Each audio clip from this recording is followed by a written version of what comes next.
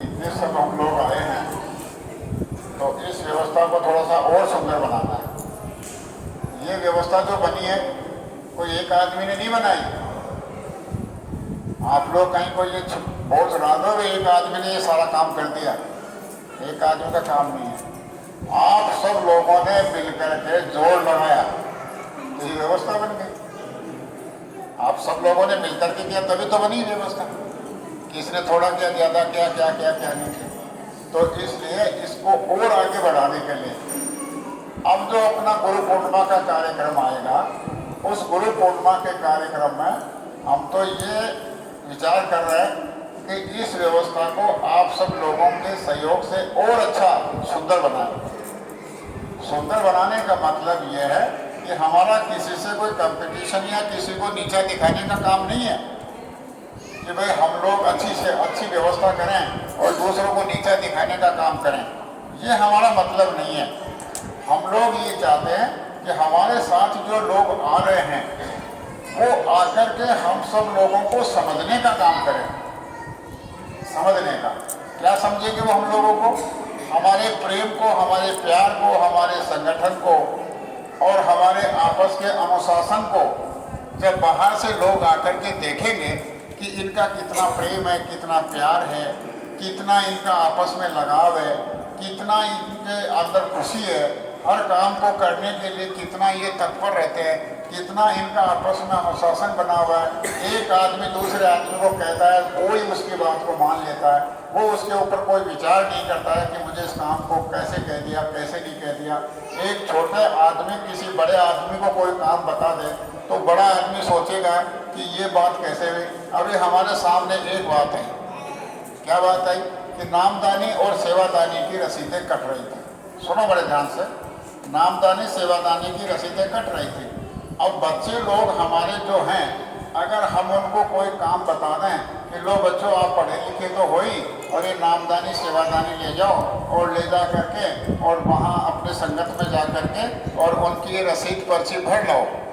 वो बच्चे जाते हैं, उनमें काम करने का जज्बा, उनमें काम करने का उत्साह है। अगर उनको किसी फील्ड में नहीं उतारोगे, उनको कुछ सेवा का महत्व नहीं समझाओगे और उनको काम करने का तरीका नहीं समझाओगे तो क्या वो बच्चे आगे चल करके होनहार, चरित्रवान और मेहनती और बन जाएंगे? नहीं बनेंगे।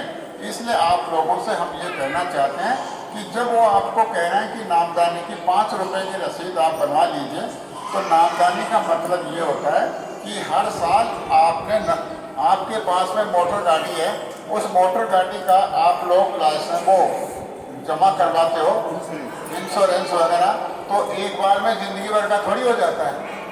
उसका रिन्यूअल करवाते हो, नया करवाते हो। और अगर उसकी आपकी रजिस्ट्रेशन है और वो रजिस्ट्रेशन आपका 15 साल का है और 15 साल के बाद में अगर रजिस्ट्रेशन नहीं कराओगे तो आपको गाड़ी रोड पे कौन लाने देगा? इसी तरह से नामदानी का भी एक रिन्यूअल होता है। हर साल नामदान होता है, हर साल उसका रिन्यूअल होता है। अब क्या होता है कि जैसे मान लीजिए कि हम लोग ये घोषणा करते हैं कि बाबा जी के पास में करोड़ों अनुयायी हैं। क्या है? बाबा जी के पास में करोड़ों अनुयायी हैं, तो आपके कहने से कोई विश्वास कर लेगा? नहीं करेगा। इसलिए नहीं करेगा, वो आकर के आपका रिकॉर्ड देखेगा कि आपके पास में करोड़ों लोगों का क्या रिकॉर्ड है।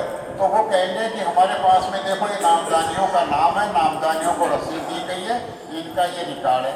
अगर आप लोग रसीद नहीं कटवाओगे तो वहाँ रिकॉर्ड कैसे बनेगा?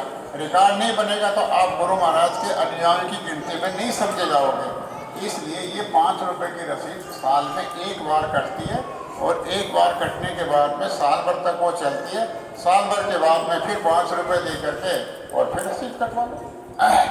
तो कहने का आपसे ये कि फिर आप लोग तर्क वितर्क करो कि नहीं तेरे को क्या प्यार है, मैं तो बहुत पुराना हूँ, मैं तो इतने सालों से आ रहा हूँ, मैं उतने सालों से आ रहा हूँ। तो इतने ये सब बातें उन बच्चों के उत्साह को ख़त्म करने की किसी को नहीं करनी चाहिए।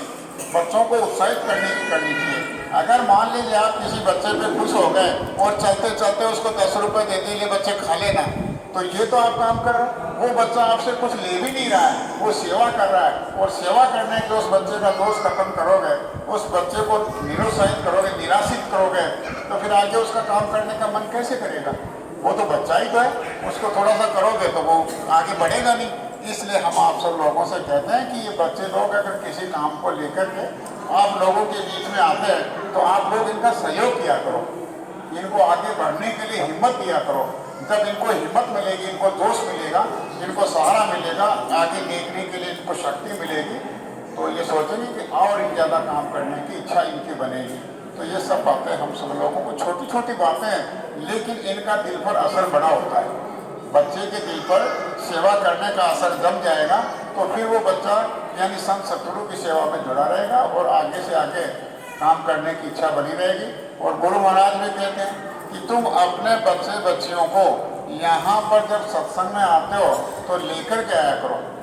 लेकर के जब यहाँ सत्संग में लेकर के आओगे तो उन बच्चों के ऊपर अच्छे नेक संस्कार पड़ेंगे, सेवा का संस्कार पड़ेगा और अच्छे विचारों का संस्कार पड़ेगा, अच्छे संस्कार आएंगे, अच्छे चरित्र बनेंगे, आगे चल कर के वो खराब रास्ते पर नहीं जाएंगे। और सेवा भाव रहेगा तो आपकी भी सेवा करेंगे, आपके अलावा और की भी सेवा करेंगे।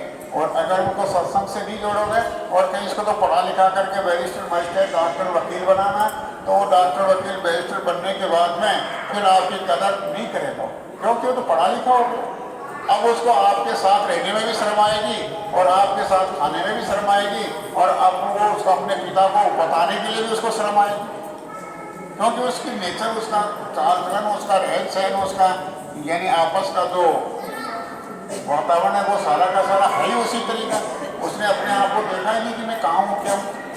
तो ये सब बातें, इसलिए बच्चों को लाया करो सत्संग के अंदर ताकि उनके अच्छे संस्कार पड़ जाएँ। जो बच्चे आएँ और जो संस्कार करें, आपने देखा नहीं कभी, अभी यानी 18 तारीख को 17 तारीख को अपन सेवा कर रहे थे, वहाँ 2 बच्चे थे छोटे छोटे, उनको किसी ने कुछ नहीं कहा कि तुम ये करो, लेकिन वो दोनों बच्चे इतने भाग भाग करके वो कचरा बीन रहे थे और बीन करके खड्डे में डाल के आ रहे थे, अपने आप ही कर रहे थे वो सारा काम। वो क्या देखा, आप लोगों को सेवा करते हुए देखा तो उनके विचार दिमाग में फिट बैठ गई कि ये सेवा हम भी करें।